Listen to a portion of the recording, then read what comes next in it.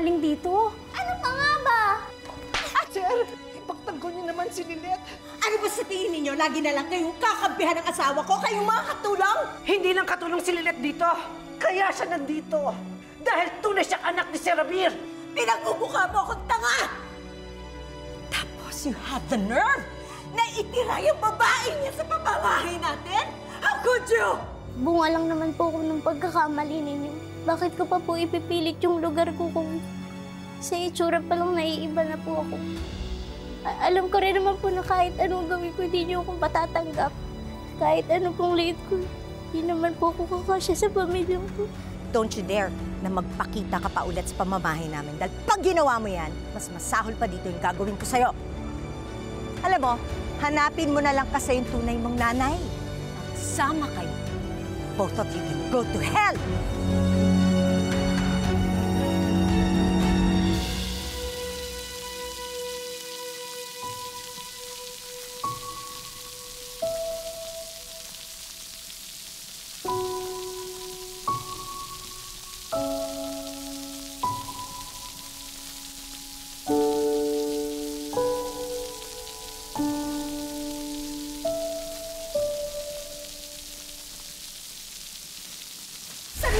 Nanay, hindi nga tao trato sa'yo eh. Huwag niyo idamay nanay ko dito dahil pareho tayong walang alam tungkol sa kanya. Pero parehas naman nating alam kung ano yung ginawa ng nanay mo sa'yo.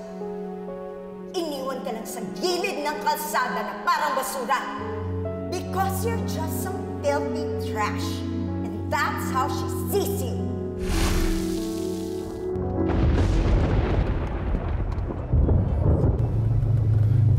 Nasa ka na ba?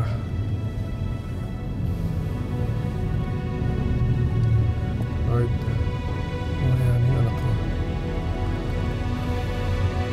Kung saan mo nangyari sa kanya.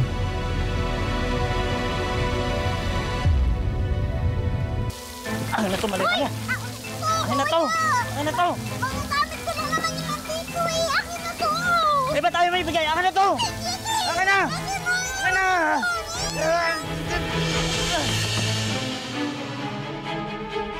Ano? Manali ka, di pa tapos ang kwento. Hindi pa laging talo, may nagmamahal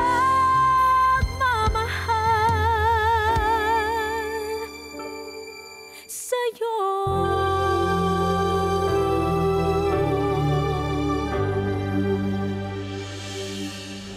Ano?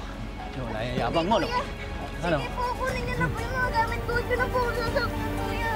Takot ka rin pala eh. Ah!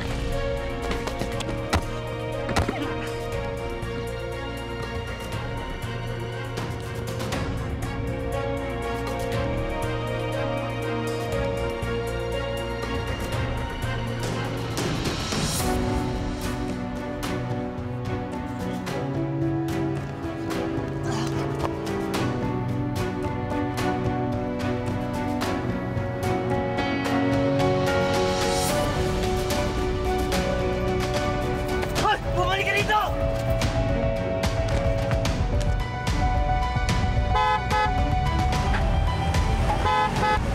Wait. What's that?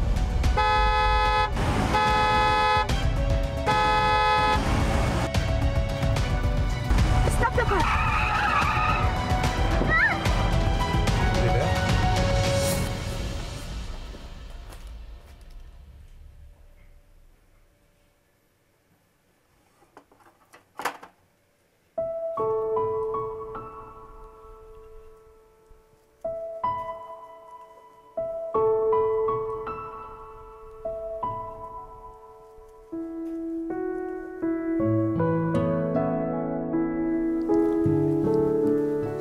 Ala, Manang, aalis ka rin? Mas kailangan ako ngayon ni Lilet. Hindi ko siya pwedeng pabayaan. Grabe, ang martir nyo talaga, Manang. Oh, inaako nyo, pati problema ng iba. Bakit hindi nyo nalang hayaan si Lilet na hanapin niya yung tunay niyang nanay? Nako, wala kang maasahan sa babaeng yun kung sino man siya. Di ba nga? inabandona niya si Lilet. Ibig sabihin nun, wala siyang kwentang ina. Malay nyo naman, baka naman natauhan o baka naman nakonsensya na. Saka malay natin, sa mga oras na to, hinahanap din ng totoo niyang nanay si Lilet. O,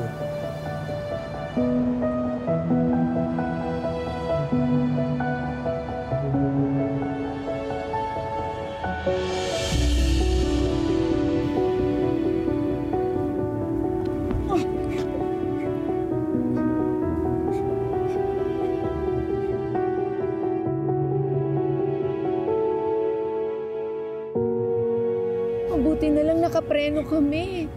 Are you okay? Miss, can you hear me? Are you okay?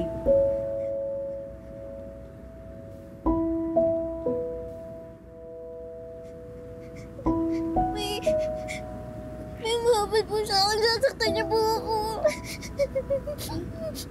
Victor, tingnan mo nga. Yung bag ko po.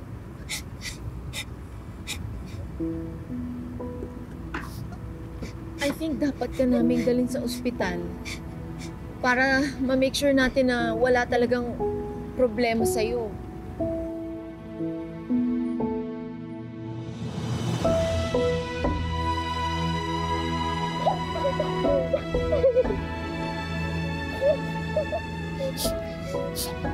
Let's go.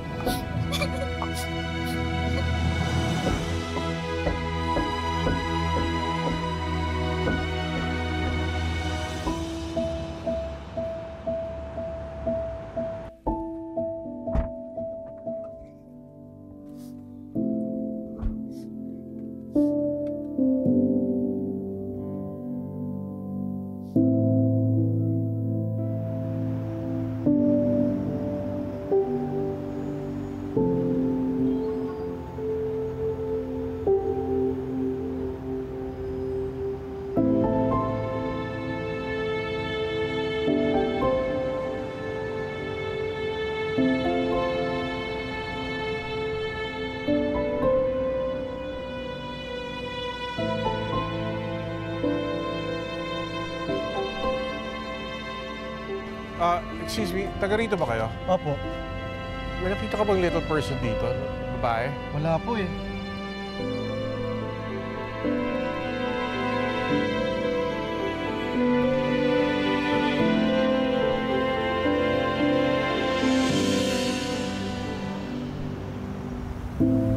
Akala ko po katapusan ko na. Akala ko po wala nang tutulong sa akin. Buti na lang po dumating kayo.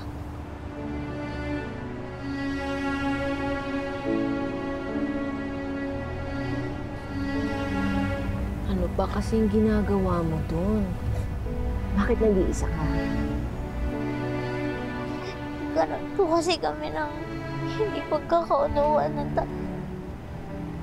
amo ko po. Wala ka bang pamilya na pwede namin makontak? Saan ang mga magulang mo?